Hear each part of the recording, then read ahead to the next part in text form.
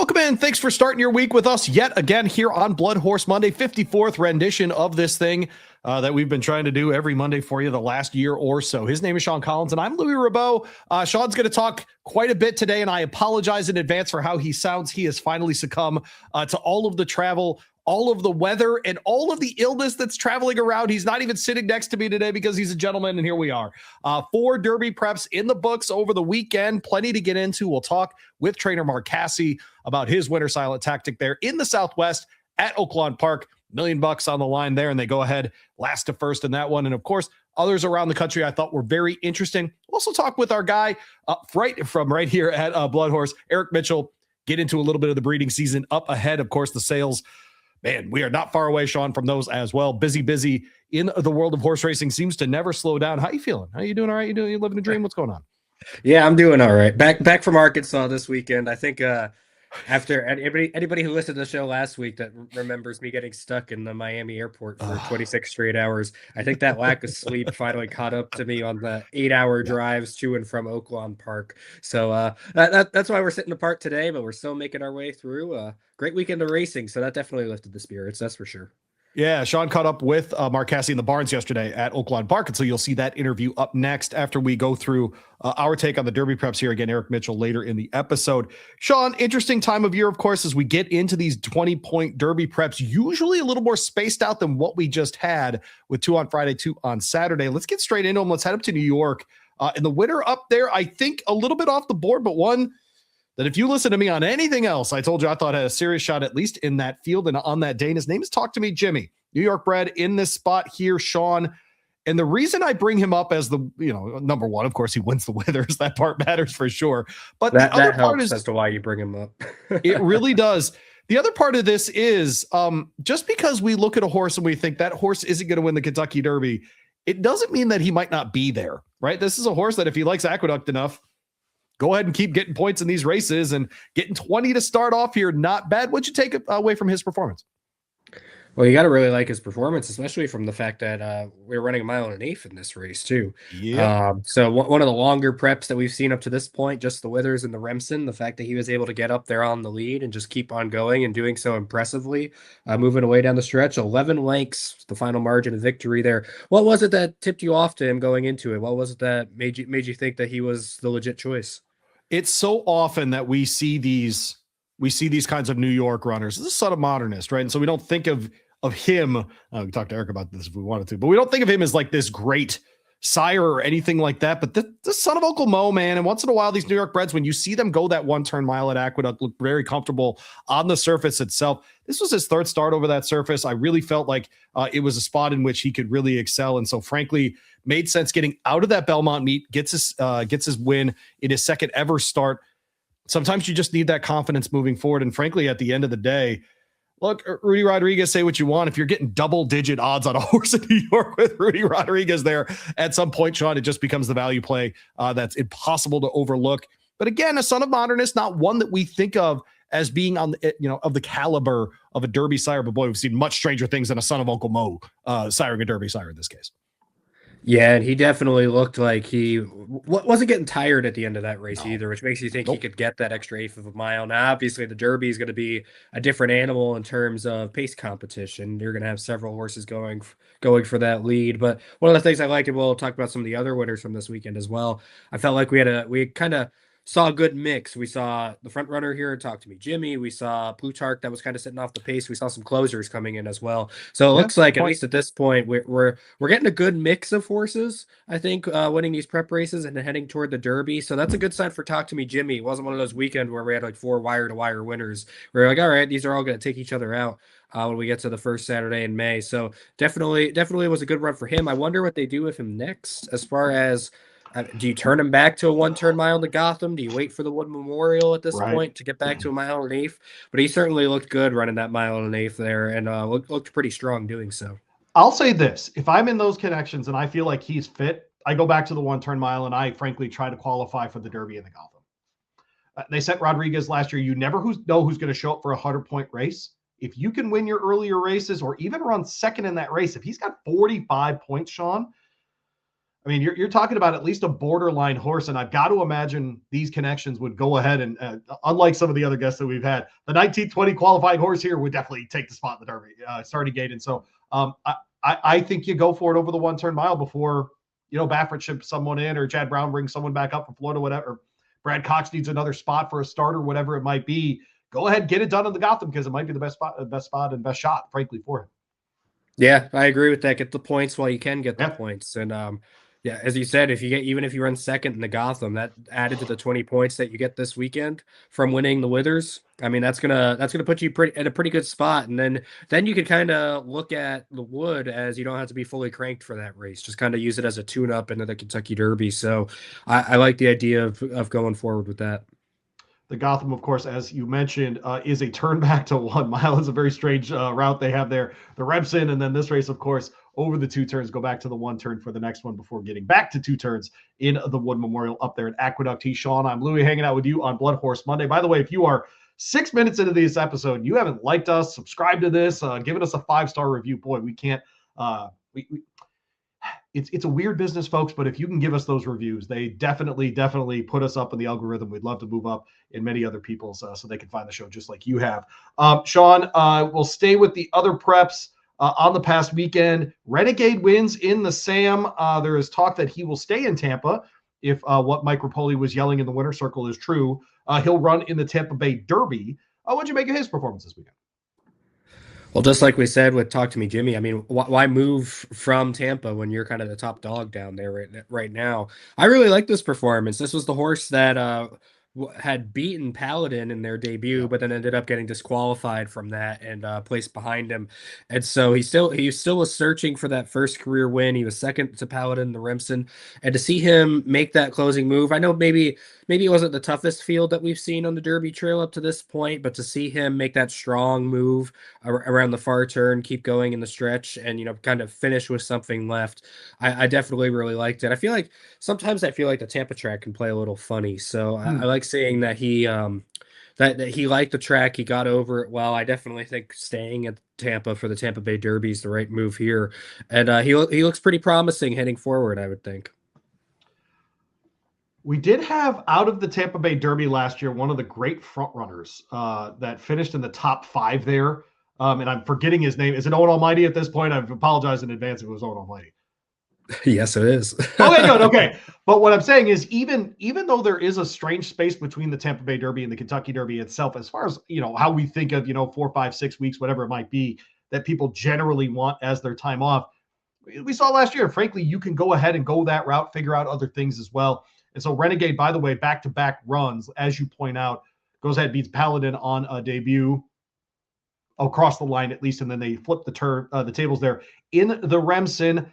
Sean, are we looking at another Remsen that is just unbelievably predictive and important for this year? It sure looks like it. I mean, Paladin, we'll talk about it to close the show in the Risen Star this weekend. Yeah, it certainly seems like it. That Remsen really seems to be like the race to pay attention to for your 2-year-olds the last couple of years, especially when we get 2 of them that are like when we see 2 horses down the stretch kind of fighting it out for sure. I'm all for it. Let's see Paladin. Let's see Renegade kind of keep moving forward. Let's get a rematch in them at some point down the line. Let's turn this into a good rivalry. But yeah, the Remsen just keeps producing. And I think, as we've kind of alluded to just with the Withers now, the mile and 1/8 there, the one opportunity you get at it as a 2-year-old on this Derby Trail, that seems to, maybe that's been what's been playing into. I know it's been like that for a lot of years, and it's really just the last couple of years where we've been seeing a big change, but it really has seemed to have been making an impact on this Derby Trail over the last several years. Sierra Leone, of course, out of that race, the same race as even 7th place finisher, Domestic Product, ended up being a Grade 1 winner out of that one. Yep. And you didn't even mention Dordock, who beat, of course, Dordock, who won 2 Grade 1s the next race. Exactly right. Yes. Won the Belmont Stakes. Yes, it's become a very predictive race for high-level success in the 3-year-old year for sure. It appears as though we are on our way to just that, or at least I hope we're on our way to just that. It's interesting, Sean, too, and I'm going to talk a lot here. I apologize in advance, but Plutarch runs and wins out west in the Robert B. Lewis. Of course, the past winners of that list are unbelievable, either Derby starters like Thousand Words or just great horses like Nisos and Citizen Bull the last 2 years. He wins, and he's a very different horse than those two. Those two are milers. They are fast. And the Robert B. Lewis is a two-turn mile there at Santa Anita Park. And I wrote in another publication that ahead of the race that I think coming out of the Lewis, he would be the most likely top end contender for the Kentucky Derby, because I think distance wise, he's just going to want all of it. But something funny happened over the weekend, which was that Florent Geroux moved his tack to the West Coast and rode Plutarch like he rides many dirt horses, which is much closer to the front and having to do a lot less work once you get to the stretch, as far as passing horses, at least. Now he gets into a stretch duel, but in that race with him are two other horses that we thought very highly of coming in, Trepido, of course, and Desert Gate. And you get him anyway in the stretch, running his eyeballs out. Sean, he was not slowing down. He was pulling away at the end of that race. He might be a race ahead of where I think we are expecting him to be. I'd be a little surprised to see him next out at Santa Anita. I expect him more probably to go straight to the Santa Anita Derby and then to the Kentucky Derby. I got to say, it wasn't a fast race. I think they ran at about 137. But that's not what I care about with him as far as the Kentucky Derby. I care about distance. And frankly, if he can speed that up by a half second or so, he's going to be in a spot with that long stretch at Churchill with a quarter mile to go. And he's going to be in a great spot, ready to run everybody down. I don't love horses having to come from off the pace in the Kentucky Derby, but boy, I think for a Baffert, and if he keeps Geroux aboard, this horse won't fall that far back, Sean, and I think can be a mid-pack kind of runner and a real problem on the Derby Trail. Yeah, he definitely took a step forward this weekend. He's one No he doubt. confuses me, because I look at his past performances and I think, why is Baffert running him on the turf if he really thinks that this is a big Kentucky Derby horse? This was only, I believe, his let me see what his maiden race was. Third run on the dirt. Third run on the dirt. He was third in the American Pharoah, but in between his maiden and the American Pharoah, he was second in the Del Mar Juvenile Turf. He was third in the Thoroughbred after Carolines, and finally broke his maiden on the turf at Del Mar. At a mile and an eighth, by the way. And I think that's maybe the that was it. condition Maybe they it was the wanted, was distance. that they just wanted the 9 furlongs. I'm really convinced of that, actually. Yeah, that would make sense as to why, because you rarely ever see, not just running Derby horses on the turf for Baffert, but you just rarely see him really running on the turf in general. And so for him to have a horse where, if he thinks that this is a Derby horse, running him on the grass, that confuses me as to why he was there. But as you mentioned, that mile and an eighth on the turf, it was maybe just the distance was what's set up for him, and he's a horse that can run on both, so why not just throw him out there and get the distance for him? Get the confidence of a win too, because this horse got thrown into heavy competition early in his life as a 2-year-old, just wasn't up to snuff last fall. Frankly, for the Derby, Sean, that's very good. I don't need someone to be great at 2. I need them to be great at 3 if they're going to win the Kentucky Derby. I think Plutarch checks a lot of boxes, frankly. Well, and that mile and eighth win on the grass, that seems to have worked out for him. As you mentioned, the confidence builder. He went head to head with Intrepido pretty much the entire race. Intrepido's a nice horse, and a horse that beat him before. And I mean, he's able to look him in the eyeball and beat him down the stretch at a mile. So I think that extra conditioning maybe from the longer distance. Now, I know Intrepido was coming off a little bit of a layoff there from the Breeders' Cup.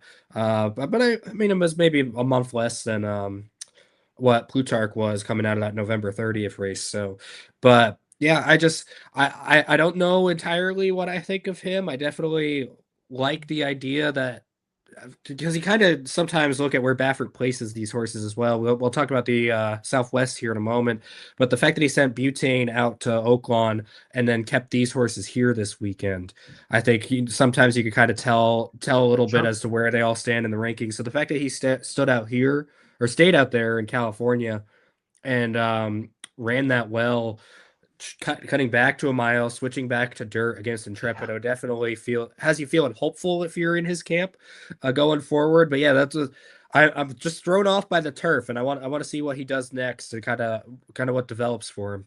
I'll give you a for instance. With Baffert, you see so often with his top trainees, especially in the spring of their 3-year-old year, rotating between 4, 5, and 6 furlong workouts, right? Not Plutarch. It's all 6 furlongers, dude. He's just a distance horse. He just wants distance. And as a guy who loves next, you should love Plutarch. I'm just telling you. I think this guy's going to be, give him the marathons, give him the longer races. I'm telling you, I think he's one of those. I think there's a world in which we see him in both the Kentucky Derby and eventually in the Breeders' Cup Turf, because I think he'll want the mile and a half. I think he's that kind of talent.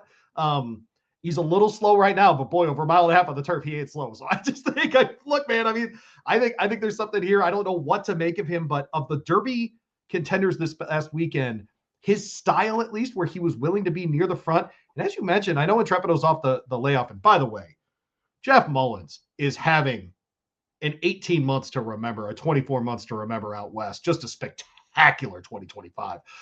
Comes right back with Intrepido here, already talking about running next month in the San Felipe. And so I'm very, very interested to see if he is back for exactly that. But man, Plutarch, tough to figure out, like you pointed out, but I think they just know distance. And by the time he gets to Louisville, 10 furlongs will be just fine. The horse that won in the Southwest, at Oaklawn was Silent Tactic and did a very different tactic than Plutarch did in the Lewis, coming from very, very far back to go ahead and win this one. Sean, you were there. How did you take in this race? I was very impressed. I didn't think the pace was necessarily I didn't think it was necessarily super quick to where it really set up for him. A lot of the horses that were close to the pace outside of Decode kind of stuck around for some of those minor positions. And he just swung out wide and came rolling down the stretch. So he seems like a horse that is always going to kind of come with that late kick now. And that we all know that doesn't always work out in the Derby. It did for Sovereignty last year. Obviously it did for Rich Strike and a couple of others as well in recent memory. But it's always a lot of traffic when you're back there. But I always think we always kind of look for some of these closers. I think especially when you're thinking the exactas and the trifectas and stuff. Sure. For who's gonna be consistently coming late, and he seems to be kind of the horse that's fitting that bill right now, between the Smarty Jones and between this. And it's interesting. I talked to Mark Casse about Silent Tactic. We'll get into that in a minute. It seems like he's a horse that is just starting to come around and is just starting to figure it out and put it all together. And I think the Casse team has now also kind of figured him out as well. And we're seeing the results of that. I do also really like that he was one of the horses that was based at Oaklawn, where they didn't have training for a while leading up into that race. They didn't get back. They missed a week of training and didn't get back on the track till a few days before the race. And you had horses like Butane or like Liberty National coming up from Fairgrounds. That were able to train during that time, and I like that he still ended up winning this race. So I think that was definitely a big thing for him moving forward. It sounds like the Rebel is going to be the next bet for him, but I did really like his performance. I think he's going to be one of these consistent closers we can kind of count on to be picking up those late pieces at the end. Also, I have to mention, I love seeing Christian Torres's celebrations when he wins big races like this. But we need to absolutely yes. We need to put him on every big horse in a big race so we can watch these celebrations. Hopefully, if he ever wins the Derby, he can stay on the back of the horse for that celebration. But you know how the guy drops the football before he gets into the end zone to celebrate? Yeah. He looks like a total dope. Christian jumps off with a 16th of a mile to go in the Derby just because he thinks he's there. Yeah, right. Don't do it, Christian. Don't do it. But yes, it was a last to first. You talked with Mark Casse while you were down there. And we will play that interview now, Sean. What do you anything we need to know before the interview starts? Yeah, well, we dived into a couple horses, so it wasn't just Silent Tactic here that was big for Mark Casse this weekend. He also won the Kentucky Oaks Prep, the Martha Washington with Search Party, who's kind of a developing horse in the 3-year-old filly division as well. Also, we had the return of champion Nitrogen, the 3-year-old filly champion. She came back, and he had some high praise for her performance in the Bayakoa this weekend. So you'll hear all that. We also talked about a couple of his other horses that did not run as well this weekend in Strategic Risk, the Smarty Jones winner, Counting Stars, who was the favorite in the Martha Washington, and got an update on what he thought for the year ahead for Lucara and Sandman as well. So we hit quite a few different pieces here, but it's always great to hear Mark Casse's insight on a lot of these horses. They're having a fantastic meet down there at Oaklawn Park. They're winning around 50% for the meet right now, and he'll share his thoughts on why they're having a good season on that as well. Is Nitrogen your leader in the Distaff division right now? Yes. Yeah. Especially with the absence with the absence of Torpedo Anna and Scylla retiring as well now at this point. Yep. I think you got to look at Nitrogen as being the number one. And I'll ask Mark this. You'll hear this in a moment. It does sound like she's going to stay on the dirt for the whole season. So she's definitely going to be, I think, the one to beat in this division right now. All right, here's Sean with Mark Casse down at Oaklawn Park. Welcome back into BloodHorse Monday. We are here at Oaklawn Park with dual Hall of Fame trainer Mark Casse. Pretty good weekend this weekend, huh, Mark? It was amazing. Yes. Well, we had a lot of success in the stakes races this weekend. Silent Tactic winning the Southwest Stakes, Search Party in the Martha Washington, and Nitrogen, who you see the saddle towel for right here, returning in a big way in the Bayakoa. I don't even know where to start at this point. I guess we'll start with Silent Tactic since that's on the Kentucky Derby Trail. What were you expecting that kind of effort from him coming into this? I don't know that you can ever expect, that type of performance. I had told Mr. Oxley going in, he kind of we had him in Toronto, tried to run him more. I think we sent him to Turfway. The race didn't go. And then we brought him out here. He only had one work over the dirt prior to the Smarty Jones. And I thought he ran great in the Smarty Jones because that day speed was carrying pretty well. And he was one of the few horses that closed. He then came back and probably trained better than Strategic Risk. So I told Mr. Oxley that. I said, this horse is going to run a big race. And I have to say, Christian Torres breezed him prior to the race. And he told me, he said, we're going to be very tough.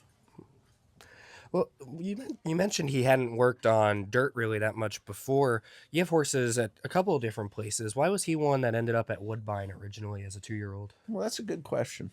So what happened was he was in the Ocala breeder sales, in the 2-year-old sale. My brother Justin found him, and it was interesting because I do my own selections.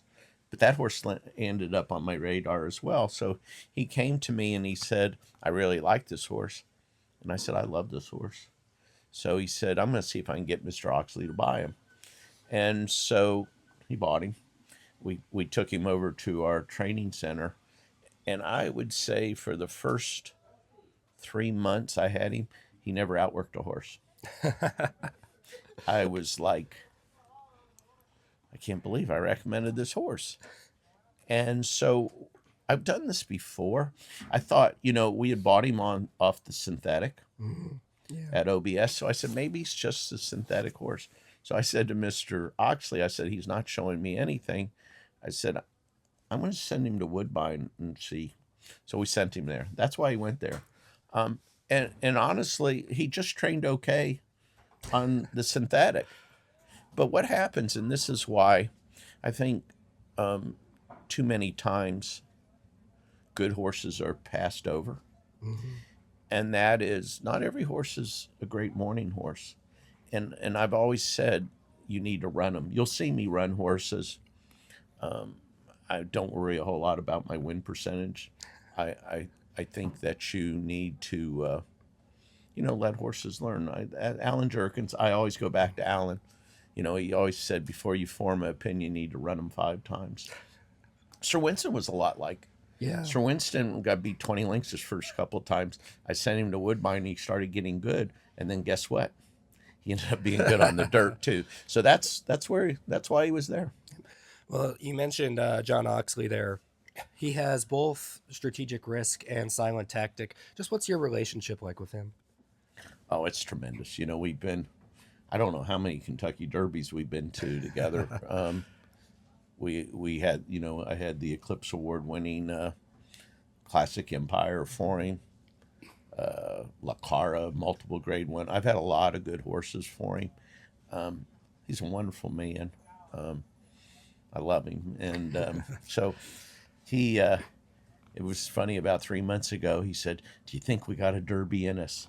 And I said, well, we'll give it one heck of a try. Yes, you will. Well, another owner that you have had a lot of success with, you mentioned Sir Winston earlier, and that's Tracy Farmer, who owns Search Party, winner of the Martha Washington. She was one that took her a couple of starts to finally break her maiden, but then she came back in a big way, winning that big duel down the stretch where there were 4 horses across the track. What did you think of her performance, and can she continue to improve going forward? I'll tell you just a little history about her. So Mr. Oxley introduced me to Tracy Farmer. We were at the Hall of Fame ball. And Tracy said, oh, you going to the sale? I might buy a horse. So I said, okay.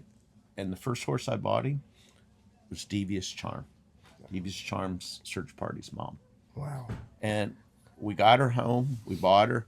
The first day she was at the farm, she jumped the fence and was in the clinic for 30 days. Wow. So, and Tracy took it like a trooper, and he always has.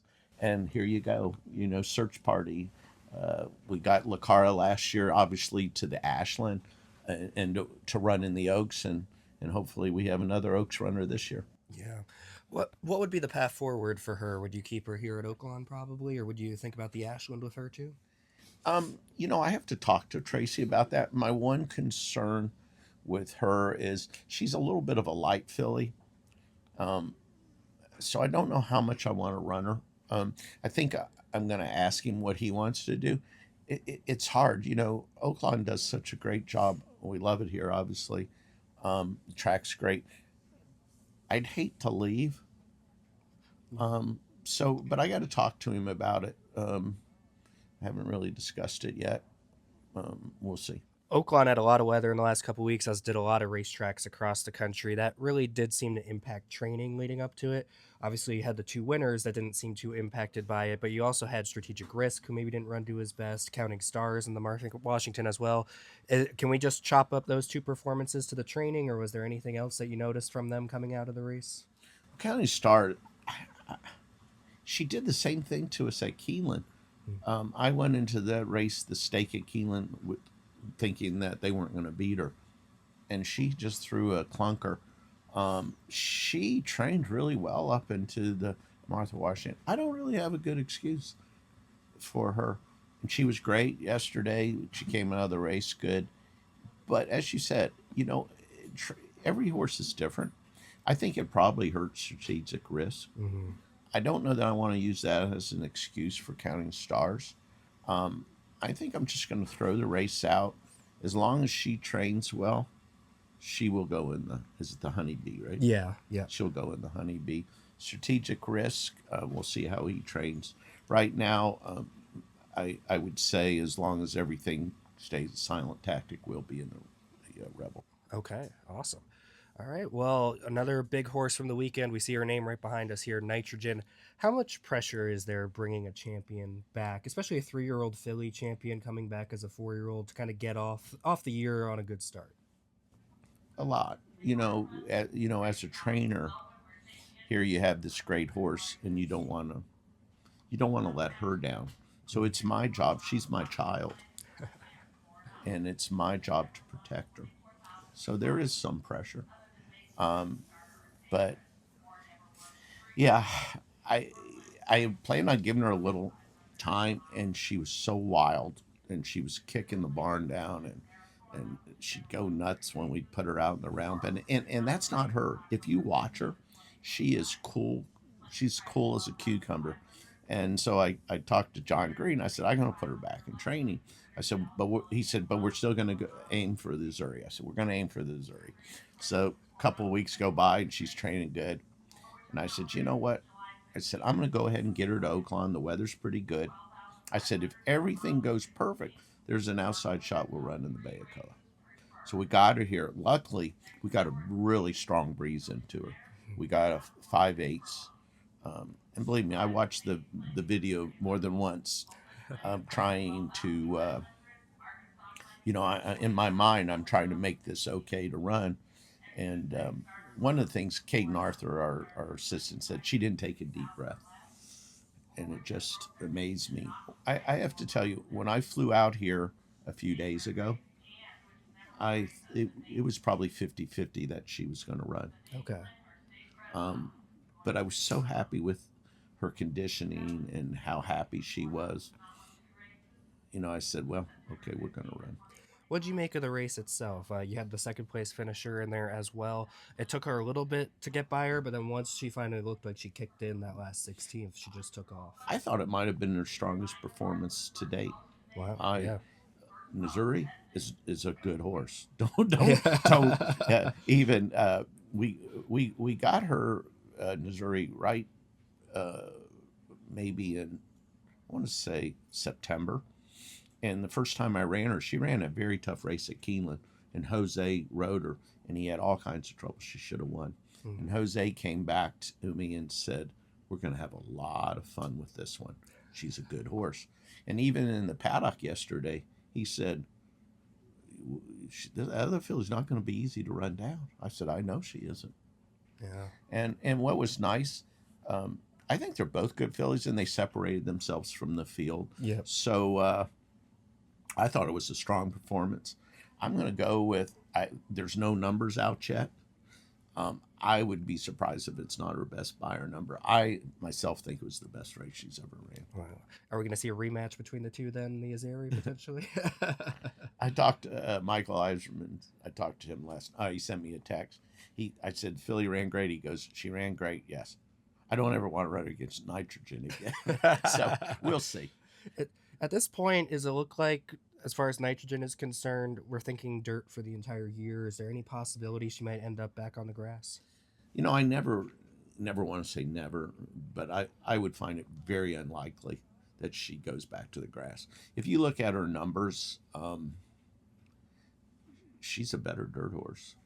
And we ran second last year in the Breeders' Cup. We want to win it this year. Mm-hmm. And so that's our goal. So very unlikely. Okay.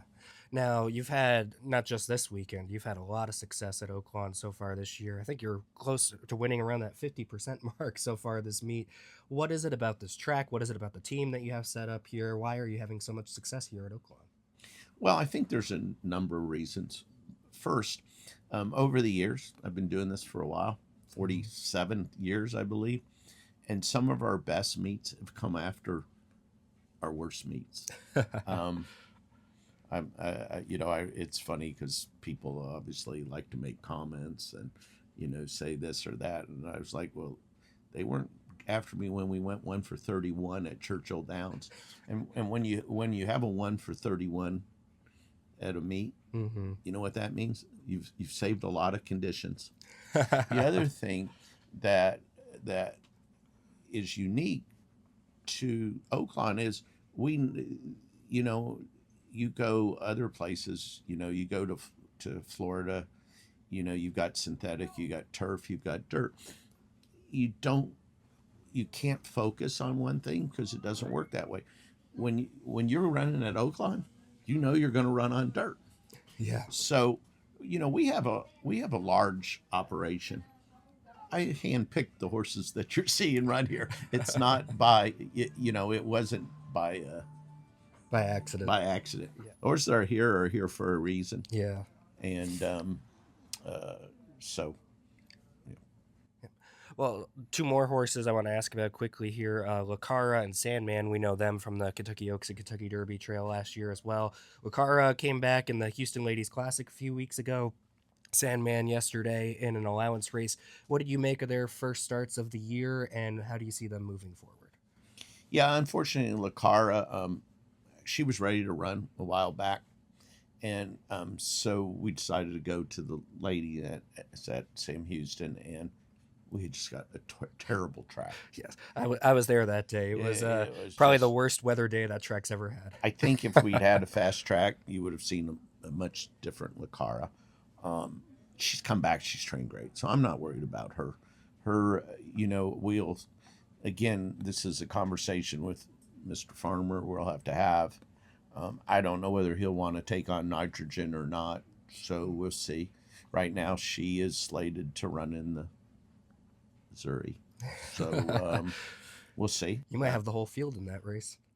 According to Michael, I don't think Missouri's going to run. Yeah, but this time of year, it's hard separating because a lot of racetracks aren't running. So we'll see. Sandman, I knew going in when in the paddock, Jose and I were talking about it, and we didn't feel like there was a lot of speed. And, Sandman's a little different. Sandman needs pace. He doesn't have a quick turn of foot. He's more of a grinder, and he just never got a shot too. Yeah. He got beat 2 lengths. Of course, everybody's disappointed and he needs to retire and he's not that good and everything. I'm not ready to decide that one yet. I thought it was, he he doesn't even tired. He was bucking and jumping around here. It just didn't set up for him. A little frustrating, you know. Probably it was frustrating for Jose, but those things happen. Yep. And we'll move forward. So he's looking at, or you were planning, is it the Razorback that's up next, the one at the end of the month? Yeah. Razorback. We'll see. We'll see. It's not really the way I wanted to go into the Razorback. Yeah. I want him. I want to. Yeah. I don't know yet. That one's still up in the air. Well, I know we'll go back to the Derby here. So silent tactic and strategic risk. It's nice having two horses with shots heading towards that first Saturday in May. Just what would that mean to you? I know you kind of told us a little bit when you were on the show last year, but what would it mean to you to get the job done with one of these two? Well, you know, when I was like 10 years old, they did a show on me, and they said, "What do you want to do when you get older?" I said, "I want to win the Kentucky Derby." I've been very fortunate in my life and in my career to win many big races. Yeah. But there's one that's eluded me. So, and I'm not getting any younger, so we need to get this thing done.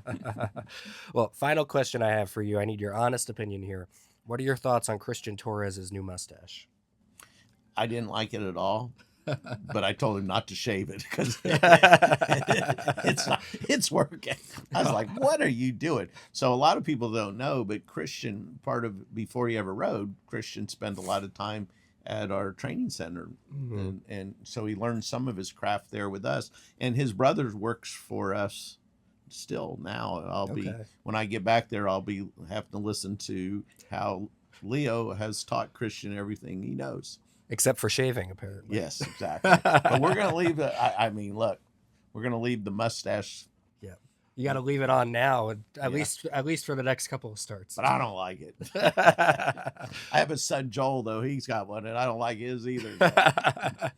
All right. Well, thank you so much, Mark, for taking the time. Congratulations on a great weekend, and we wish you and the team all the best as we continue to move forward into the season. Thank you. All right, so I don't like fellow bald man Mark Casse downplaying mustaches. I don't like that at all. That is a listen, for those of us that have reasons to wear hats. Sean has no reason. Beautiful head of hair. You've got a way better beard than I do. I hate you very much. Don't worry. I just, with the baldness thing, like the ability to grow hair anywhere is a thing that I do not take for granted. Okay? Yeah, it's just not a thing that your boy takes for granted. I do not appreciate Mark Casse going after the Christian Torres mustache, but I do appreciate him not having him remove it. That, you know, there's only so much aerodynamicism that you can have with a jockey. The mustache ain't the difference here, Sean. So I'm glad to hear that. At least that's you win a Kentucky Oaks prep, Kentucky Derby prep on the same card. You got to keep that mustache. If they keep winning, you got to keep it through at least the Derby at this point. So that's correct. You can't mess with the process at this point. That's right. It did throw me off when I got to Oaklawn the other day, and I first saw him with the mustache. I was like, "Wait a second, that looks like Christian Torres, but is that Christian Torres?" Sure enough, it was. So the lucky mustache seems to be working right now for Christian Torres. So hopefully he won't shave that, and we'll see how much success it can bring. The giveaway for being massively successful in the world is forgetting that it's the honeybee up next. That's just having 7,000 great horses and not knowing what's happening next in your barn. That's what that is. It's good stuff. From Mark Casse, I really appreciate him jumping on. Sean, you know what I've really appreciated in that, you know what that interview reminded me of? I'm sure you remember. The Lucas interview, just getting to sit down, like just casual in the office, just hanging out. And it's amazing how many trainers have invited you or me or both of us to just have those kinds of conversations. Owners too, of course, you know, that sort of stuff. And so just really thankful that Mark is that way. And frankly, very thoughtful in all of his responses with you. I don't think he blew smoke about anything. And so I'm just thankful for those things for sure. Yeah, and I just always like when, you know, taking the time to really hear their thoughts on everything. I mean, we talked about several different horses there, and like even going back to the beginning of that, and talking about silent tactic, how he just wasn't really training well at the beginning, and so that's why he ended up at Woodbine. Because like we mentioned earlier in the show, you don't expect to see the Baffords that he'd be pointing toward the Derby being running on the turf like Plutarch was.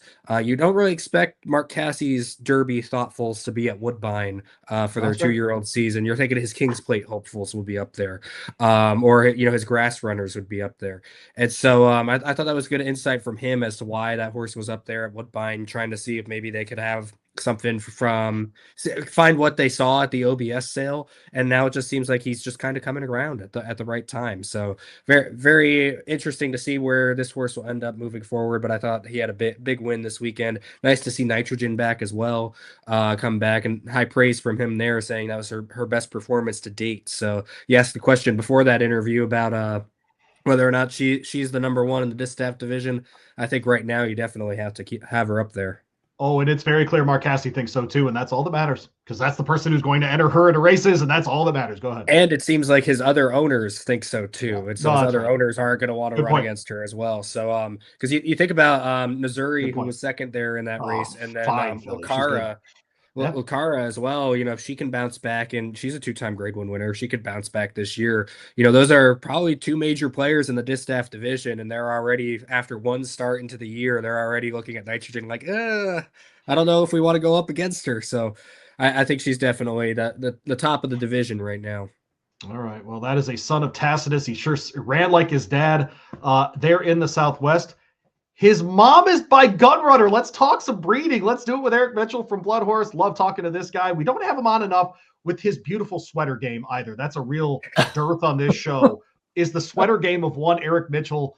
Good afternoon to you, sir. How are things? You doing all right? Is it cold where you are? Is it cold where you are? Yes, it's not good. I'm good. I'm good. I good to be on the show. It was good to hear from Mark Casse. He's always a great trainer to talk to, and so accessible, and he's just so straightforward with everything that he does. It's really refreshing. Yeah, his hate of mustaches aside. All right, Eric, let's get into it. We had a very fun finish in the Breeders' Cup Classic, and now we get to watch most of those horses head off to stud, including one in Sierra Leone. I think some of us thought he might be horse of the year last year, older dirt horse at least, very close to Forever Young at least. Will stand for 75 grand. You know, others in this crop as well. Were you surprised by the stud fee? Anything like that? No, not at all.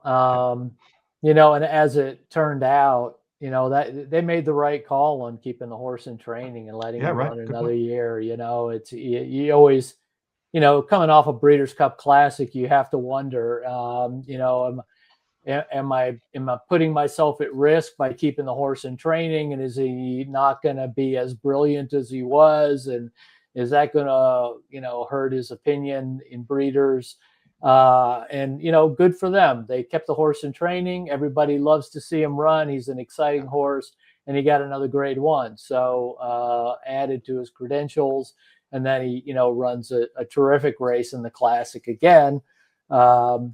You know, didn't get the win that time, but I mean, still, this horse, he always showed up. Yeah. And so, no, I'm not surprised at all. And as you mentioned, he's by Gunrunner. So, you know, all the stars line up for this horse, right?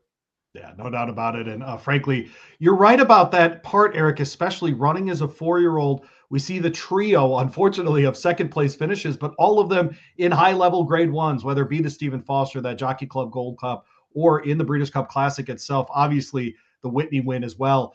Makes sense that they ran him back. A pair of others in here, though, Sean, I'm sure you want to ask about. Yeah, well, you know, in addition to Sierra Leone, we also saw Fierceness and Mindframe return for their 4-year-old seasons. Sierra Leone standing for $75,000 at Coolmore, Fierceness for $50,000 at Coolmore, and Mindframe for $50,000 at Claiborne. These are going to be the top 3 stud fees of the new Stallions. Eric, are you hearing anything as far as breeders' responses to them yet, or what can we kind of expect from them moving into their first season?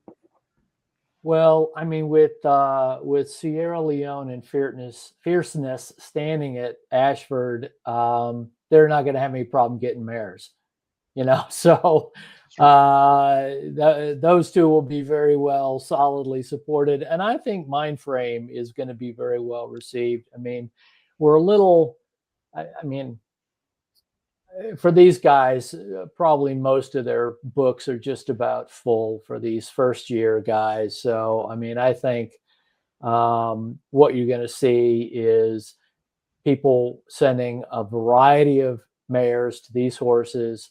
They're going to really want horses, or they want that book to be strong with mares that have already shown that they can produce 2-year-old winners, or the mares themselves are 2-year-old winners or produce 2-year-old stakes winners.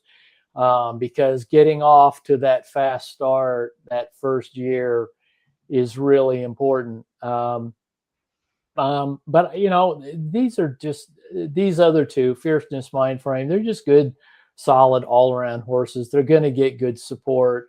Constitution is a rising star in the stallion ranks. He just seems to get better and better every year. And, City of Light is just a good, solid horse. He was a great racehorse himself.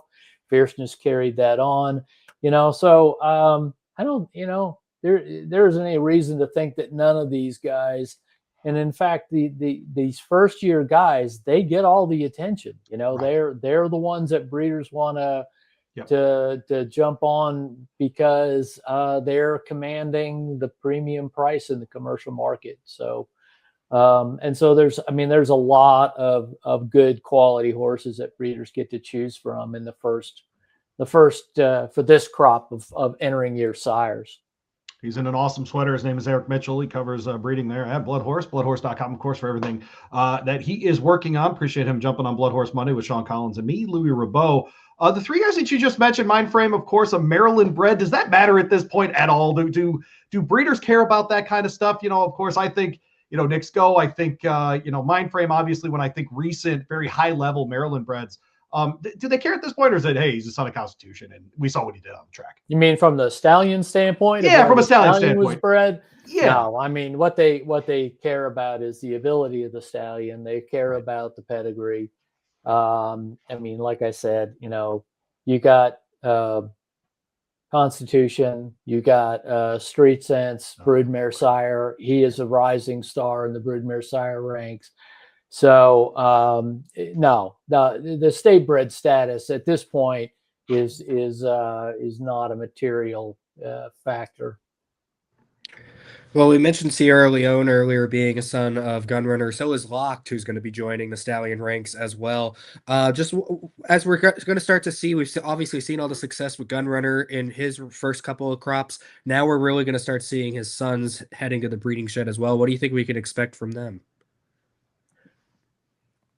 Well, it's a crystal ball that's really, really hazy at this point, but for what Gunrunner has already done, I think we need to buckle in, because I think his sons are very likely to carry on that legacy. And we've really seen this whole Candy Ride sire line continue to grow, and Gunrunner is one aspect of that. But you've got, as you pointed out, you've got Locked. You've also got Cyberknife in there. You've got Early Voting in there, who's been promising. You got Sierra Leone. You've got Taiba. You've got a lot of young sires that are all coming along from this sire line, and and it's really become a very significant branch of the Fabiano sire line. So I don't see any real reason to start losing momentum, particularly as success builds on success, right? So people see, a son of Gunrunner, they're going to attract good quality mares. And so I just see that building on itself. Eric Mitchell with us, BloodHorse and bloodhorse.com. Talk breedings with him, of course. The sons and grandsons now of Into Mischief, that bothers me to say out loud, but are on the march. I'm seeing the main Maximus Mischief pop up quite a bit. 2025 kind of sire stud fee, I should say, excuse me. What do you make of him to this point? I think he's coming on a bit. I think Maximus Mischief was a very solid runner, a very talented runner. And the other day I was out at Lane's End. We got a chance to see Raging Torrent and Carl Spackler, who are both entering stud there. And, Raging Torrent is a picture, man. He is just one beautiful horse. He is really well put together. He's got the stretch and the scope and the looks, and and some people will like, well, but he's not, a son of Into Mischief. He's a grandson of Into Mischief. Well, you know what? You got to look at the individual. You got to look at the sire. You got to look at what he has accomplished and what he brings to the table from a physical standpoint. And I really think people are going to be paying attention to this horse. Some other sons and grandsons of Into Mischief that are entering stud this year as well: Citizen Bull, Patch Adams, Mystic Dan. Any thoughts on any of them? Any of them standing out to you? I think Patch Adams is an interesting horse, just because he showed so much speed. And I think one of the things people really like about Into Mischief is that he brings speed into the equation. And, without losing anything in terms of stamina. And, clearly, clearly the classics are not a problem with Into Mischief, who is now tied as one of the leading sires of Kentucky Derby winners. He's got 3 of them, and man, if he squeezes another one out this year, then he's got it. He's the leading sire. So I think I think people will be attracted to Patch Adams because of that speed. Citizen Bull, horse was champion. Maybe his 3-year-old year wasn't quite what they wanted it to be, but he clearly has ability. He clearly has the pedigree. And then you've got, who's the other one that I was looking at? Well, you have Mystic Dan. Yeah. He's by Golden Sense, so he's a grandson of Into Mischief as well. So yeah, there's a lot of Into Mischief, and I don't know why do you not want to talk about Into Mischief, Louie? Why do you want to not say that out loud? I mean, the horse is a 7-time leading sire. Come on. Into Mischief. Did I say it well enough? Is it close enough to the mic there? Did I do the right thing there? I think Louie was feeling old saying grandsons of Into Mischief. Listen, it's part of it for sure. Grandsons I don't need to see on the piece of paper that I'm looking at to do this show. Yeah, I don't need that. No, it's not a thing. No, that's what I don't need here. Yeah, that's what it is. So it's the other generations you're starting to feel here. Yeah. Okay. Oh, whenever I hear, he's a great broodmare sire, I feel older than, gosh, how far down the years did we have to get for you to say out loud a great broodmare sire? And it's like, I remember I bet on that horse a lot. Right? I hear you loud and clear. Eric, you mentioned 7 straight years for Into Mischief as the leading sire. Just historically, put that in perspective, kind of what we're witnessing with him right now. This really is an extraordinarily rare event. I mean, when you've got to go back to Bold Ruler to see a horse who has done a stretch like this, wow. Speaking of feeling old, and then, after Bold Ruler, you have to go back to Lexington.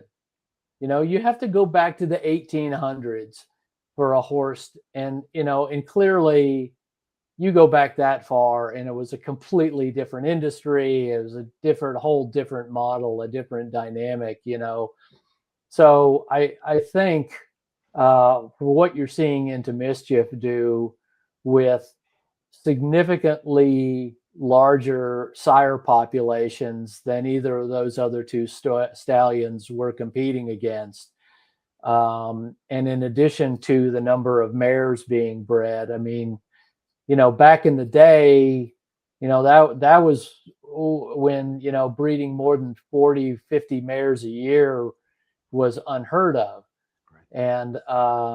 And so that train has long left the station. And so now you've got stallions with 100+ foals in their crops competing against one another, and still Into Mischief is the leading sire by number of winners, by number of stakes winners, by progeny earnings. It is remarkable what he has accomplished. Eric Mitchell with us. Blind at bloodhorse.com. All the good breeding news there. We have Johannes on the show sheet, and I voted for him as top turf horse in North America a couple of years ago in the Eclipse Awards. I was frankly not happy that he didn't win. That was a rare occasion, Eric, where I got pretty mad at my fellow Eclipse voters. I want to ask this a little bit of a different way. We're entering an era where there are going to be a significant number of synthetic tracks at major places around the country, whether it's Turfway Park or Gulfstream or Woodbine that we're used to, but being installed as well in New York City at Belmont. Any of these sires, when we see a Johannes or, others, I think of like Omaha Beach right now, and you even have it up right now at, I think it's at the BloodHorse page about the top synthetic sires, all-weather sires if you want. Is that something you're hearing people talk about, trying to, pick off some of those kinds of purses? Because, I mean, they're running for a lot of money on that surface, man. What I am hearing is people getting a lot more comfortable with turf sires than, that's a trend that we have seen. And we talked about Raging Torrent. Right. It's just, there are more opportunities for grass racing. And we know from the experiment we've had when other major tracks had synthetic main tracks, that horses that tend to like turf tend to like the all-weather surfaces as well. So, I really think this is expanding the opportunity, whether it's Gulfstream or the new Belmont Park or whatever it is. I think that Belmont having an all-weather track is really going to move the needle for a lot of stallions in New York. And I think people are just going to there's not going to be that hesitation to not breed to a horse because he was a turf sire. I just really think that is starting to go away. That's fascinating. Yeah, it's just something I've been thinking about, just as like you just said, especially with Belmont. I think there's going to just be a ton of that kind of racing, especially during the winter, of course. And 80, 90, $100,000 kind of races, I think at some point you got to be pointing to those there as well. We'll get you out of here, Eric and Eric Mitchell, of course, from BloodHorse and bloodhorse.com before we get out of here. As we head to this, and by the way, Johannes is a great grandson, I think, of Indian Charlie. Is that right? Did I do that right there? Uncle Mo, Nyquist, him, right? Yeah, right. Oh my gosh. He is a great grandson, you're right, of Indian Charlie, which is interesting because that's another line. Thanks to Uncle Mo. Right.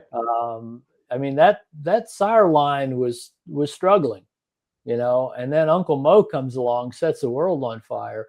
And now you've got all these sons of Uncle Mo and now grandsons of Uncle Mo that are coming through. It's really, and also in that line is Yopon. Yep. So you've got, you're seeing that start to grow. You're starting to see some momentum there. Well, there you go. Well, he's Eric Mitchell. Find him over at BloodHorse and bloodhorse.com. Eric, really appreciate you jumping on, buddy. We'll talk to you soon. Yeah, absolutely. Thanks for having me on. There you go, Eric Mitchell. Go find his work again at bloodhorse.com. All the great coverage of all of the sales and the breeding and all the things that are going on. No better place in anywhere in North America than BloodHorse at bloodhorse.com. There you go, Sean. All we got to do is get 75K togetger. We can have a son of Sierra Leone, maybe. That sounds like a plan. That's all we got to do. Are you providing that cash? I'm looking around at how many things in my house I would have to sell to do that. You know what I mean? Like just how many things would have to exit my house. It's going to be an empty house. We're going to have to do the show on the sidewalk. Yeah, we're going to have to get rid of the studio. It's going to have to hold up signs like, hey, we're doing a show. Come listen, because we won't be able to afford internet. That's exactly right. But no, good stuff from Eric. I really appreciate having him on. It is, and I know I've said this a lot in the 54 times that we've done this show. It's one of the things, Sean, that I was a little hesitant to take this podcast on because the breeding side was not something that I had detailed conversations about, right? It wasn't part of my parlance coming up in horse racing. And frankly, for a guy like you, it's not at the Derby Museum like you were talking, hey, after Mystic Dan wins this year, he's probably going to the shed. He's probably going to the breeding shed. And let me describe this process. Like you weren't doing that, right? And that wasn't part of it. You were, talking about Derby winners and talking. It depended on the questions we were asked. But, most of the time, no, we were not talking about that. A 10-year-old kid comes in on a field trip, I'm sure, with the fun stuff. Risen Star, Saudi Derby, Sunland Derby this coming weekend. Rachel Alexandra, of course, alongside at the fairgrounds. Let's start with the Oaks prep, Sean. as we move forward on the weekend. We see the return here of Bella Ballerina, the winner of the Goldenrod at Churchill Downs. Expecting a big performance from her, I'm assuming. You are, yeah? Yeah, I'm a big fan of this filly. I really liked her winning the Goldenrod last time out. Half sister, or is it half or full sister to Pretty Mischievous, the Kentucky Oaks winner from a few years ago. So very much looking forward to her performance this weekend. Hopefully she'll come back as good as she left, and we'll see if any of these other fillies can step up to that challenge. She's an interesting one, son of Streets, or daughter of Streets, excuse me, but a tappet on the dam side too, right? So this is obviously, she's made for distance if she's going to get there. The Godolphin folks certainly know what they're doing with her. Tyler gets them out here at the fairgrounds, which is interesting, of course, but he's been aboard her for both her runs at Keeneland and at Churchill Downs. Others in here that I think are interesting, Peter Urton's kept this one east of the Rockies. We're seeing more and more of this. The Daughter of Good Magic in Majestical, $375,000 purchase at the Keeneland September sale 2 falls ago in 24. Malibu Moon on the damn side. How about that? This is where I feel old. This is it. Malibu Moon's one of those horses, makes me feel old being on the damn side. Majestical, I think, interesting here. Ben Curtis gets them out because Jose Ortiz and Irad Ortiz won't be in town. How about that? Yeah, she definitely looks like a filly that could potentially, maybe pose a challenge here to Bella Ballerina. She stepped up in distance last time and had a nice solid 4.5 length victory there at the fairgrounds. So it's as you said, the Peter Urton bringing some of these horses east. I think that's interesting to see which ones he's leaving over here. We talked about it a few weeks ago, how difficult the Oaks Trail specifically typically is down there in Louisiana. And so to see him have the confidence to leave horses out here to run. Now, I know the West Coast is kind of tough right now, too, where he usually is. I mean, you just look at the Las Virgenes yesterday and how many good horses were in that field, even though it was a small field. I mean, that was a legit 4-horse field there. But it is interesting to see him have the confidence in this filly to leave her over here and test that fairgrounds trail. So we'll see how she performs this weekend, but it should set up for a good race. A tough luck Daughter of Constitution is Love Your Neighbor. 3 straight second place finishes. Louie Saez picks up the mount here from Michael Stidham. Axel Concepcion had been aboard for her previous 3 runs. I'm going to have her on top by the time we get to Saturday in the Rachel Alexandra. Paladin returns in the following race, which is the Risen Star Grade 2. They're running for $500,000 in that one, Sean. Chip Honcho is back here after I thought, a better LeCompte than people are giving him credit for. Of course, he was the winner of the Gunrunner as well. Some others in here, of course, Courting didn't run as well in the Remsen as we thought, but frankly, it was behind Paladin and Renegade, so who knows what he'll look like for Todd Pletcher. But John Velasquez in to ride him. Man, a ton of places to go here. Cool race. It is a cool race, and if you've been watching our show the last couple of weeks, when we have gotten to these fairgrounds preps, the Gunrunner and the LeCompte, I personally have not been a big fan of those races so far. When we're looking ahead toward the Derby, I don't think they've necessarily been the strongest. I haven't really liked the way that the races have finished up. You see Chip Honcho, the Gunrunner winner, coming back here. You see Golden Tempo, the LeCompte winner, back in here as well, and when I look at it, seeing Liberty National come out of the Gunrunner and not really be much of a factor up in the Southwest, especially when he had the opportunity to keep training because he was down there at the fairgrounds, and that's backing up what I originally had thought of this trail, and we're looking ahead towards the Derby. So it's still going to be a pretty cool race, but I think Paladin's going to be a real key to see when we're thinking about the Derby. Real key to see where the rest of the Louisiana horses are.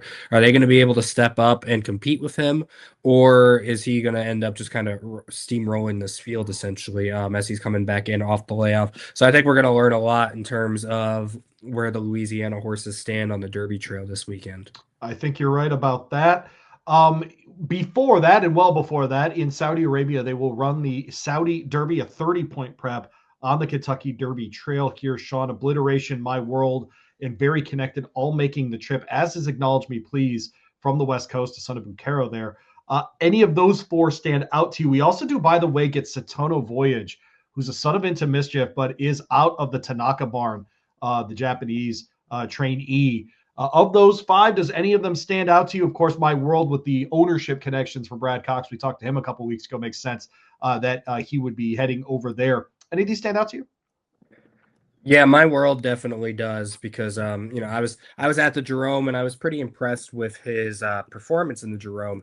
Although I'm a little surprised that this is where he's ending up. A son of essential quality. I feel like especially at the end of the Jerome there, he was a horse that seemed like he wanted more distance. And I know obviously the connections Wafton Racing, it makes sense why they would want to send him out to the Saudi Derby. Sure. But I'm still not entirely convinced that a 1-turn mile is in his best, where he's going to run his best race. So I think he's potentially, when you're thinking ahead toward the Derby, I think he's maybe the most legit horse in this field.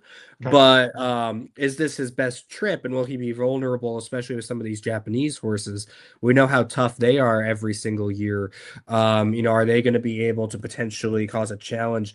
Now, you mentioned Satana Voyage, who is a horse that he won one of the prep races out there in Japan. And so we've seen this over the last couple of years where a horse that wins one of the 2-year-old preps comes back here in Saudi and Dubai and runs well. The thing that confused me with him, as far as me looking at how prepared he's going to be for this weekend, he was not Triple Crown nominated. Which surprises me because they won a prep race already, and he is already, or they're sending him to Saudi Arabia to run in this race. Maybe they're not thinking the distance is going to be the best for him, and so they didn't bother with that, but they're still going to come here and try to 1-turn mile. But that does raise a little question in my mind, the fact that they didn't nominate him for the Triple Crown, but they're still shipping him out here as far as how ready he's going to be for this race. Sunland Derby on Sunday, mile on the 16th there. At Sunland Park, $500,000 on the line for the 3-year-olds in this one. We see the $800,000 purchase in Express Kid, the winner of the Springboard Mile there, right before Christmas at Remington Park. We get the Jonathan Thomas trainee in Sharon's Beach here as well at 10-1. Pavlovian's in here. We see so often these horses ship in from the West Coast. Seems to be a pretty easy-ish trip for them. Christian Torres, though, brings in the Bricklin from Oaklawn Park. Rodolphe Brisset, of course, trains this one. He was very impressive over a mile last out. They tried him in the Street Sense. No go there. Second off the layoff here. I think Bricklin's really interesting here. Yeah, and they scratched out of the Southwest, ship him out here to Sunland as well. So I think that's definitely they didn't do that just to send him out there. I think they're doing that. They're doing that to win. They thought they had a chance to win this Sunland race. He's got the lucky mustache aboard there in Christian Torres. So we'll see whether or not that works out for him as well. You mentioned Express Kid. We were all kind of surprised by his victory in the Springboard Mile. I think now we'll kind of get an idea as to how much of a fluke that was or not a fluke. When he runs here this weekend, but he is running for new connections this time. After that win, he was entered in the Fasig-Tipton digital sale and sold for $800,000. So the $2,000 horse is now an $800,000 horse. So we'll see whether or not his new connections have him ready to go here and start making some of that money back in this spot. So it should be an interesting race. No reason to think he can't get the distance. Bodie Express on the sire side, Street Sense on the dam side should be able to go the mile on a 16th. No problem there. At Sunland Park, some interesting runners in here. Pavlovian, I've never been able to figure out. There's a couple Calbreds in here, including the one in Express Kid that you mentioned. Juan Hernandez is making the trip, though. That's not an accident. The Cal Cup Derby a couple of weeks ago at Santa Anita, Pavlovian actually ran really well in that. Just ended up third behind Start the Ride and Sammy Davis, who are both really good Calbreds. But, man, throwing the blinkers on, obviously want him to be a little bit closer to the pace there. Should be an interesting one as well. But, a fun race out there at the Sunland Derby. Do you have a favorite Sunland Derby winner? Well, not a winner, but got to shout out the 2009 fourth place finisher, Mind That Bird. So always got to give him his shout out whenever you're talking about Sunland. There you go. All right, man. Well, we'll get out of here with that. Appreciate everybody hanging out with us here on BloodHorse Monday. At this point in the episode, we always remind you to check out the magazine. And if you can, if you're watching on YouTube or on Spotify, we'd love a review and we'd love a follow. But if you are watching, you can QR code the thing at the bottom. Get it delivered straight to your house. Spice up your beautiful, beautiful coffee table with an even more beautiful magazine in BloodHorse Magazine. Get the Stallion Registry as part of that as well. If you think you've read something that you didn't know you needed in your life, it is the Stallion Registry. Go ahead and have fun with that. But again, Blood Horse Magazine, sign up for the daily, bloodhorse.com. Click on the daily tab at the top of the homepage, and we will lead you through your day. Start your day with Blood Horse, absolutely free with Blood Horse Daily at the website, bloodhorse.com. Eshawn, I'm Louie. We'll be back next week. I don't have anything witty to say here. The Blood Horse is dedicated to the improvement of thoroughbred breeding and racing for over 100 years. Don't forget to like, subscribe, and save Blood Horse Monday on all your platforms. For the latest news, analysis, and insights, visit us at bloodhorse.com. Thanks for listening, and we'll see you next week.